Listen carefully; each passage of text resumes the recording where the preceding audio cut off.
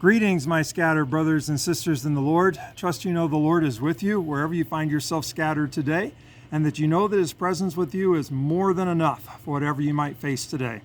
Well, we are still with Jesus in the Gospel of Mark, and Jesus is before the council, and we're going to pick it up at Mark 14:55. So Mark 14:55. Now the chief priests and the whole council were seeking testimony against Jesus to put him to death, but they found none. For many bore false witness against him, but their testimony did not agree.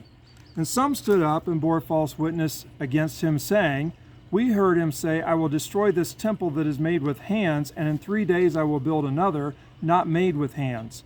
Yet even about this, their testimony did not agree. Now, I want to kind of talk about this from a couple of angles. First, it's obvious that they don't understand Jesus. They say Jesus said, I'm going to destroy this temple made with hands, and then I'm going to make a new one without hands. That's not exactly what Jesus was teaching. Jesus was teaching that the temple would be destroyed, but he also taught, and we read this in Gospel of John chapter 2, he was telling them, destroy this temple, referring to his body, and he will raise it again in 3 days, referring to his resurrection. So it's clear that they don't understand Jesus. But you know, the disciples haven't understood Jesus either through much of his teaching. And so I've been thinking we misunderstand Jesus. And sometimes it's because we simply don't get it, that Jesus is calling us to something bigger that's just beyond our comprehension. We're trying to figure out who he is, what kind of authority he has, and we're just wrestling with who Jesus is and what that means for us. But sometimes, like here, we don't want to understand. And so we would rather figure out reasons to not understand Jesus rather than to actually realize who he is.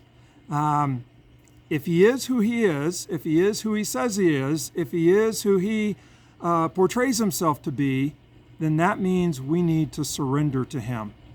And so often we don't want to surrender. And so we find reasons, we create reasons to be confused about who Jesus is, confused about what Jesus teaches, confused about what Jesus desires in our lives. I think when I wrestled with my call to ministry, I knew who Jesus was, I knew that meant surrender, but I didn't really want to understand what Jesus was calling me to. And I can make up all kinds of reasons not to understand. And yet, ultimately, I knew I had to surrender. The characters that we see in this story bearing false witness, they don't want to understand. They are trying to be confused because for them to understand, it means they must surrender.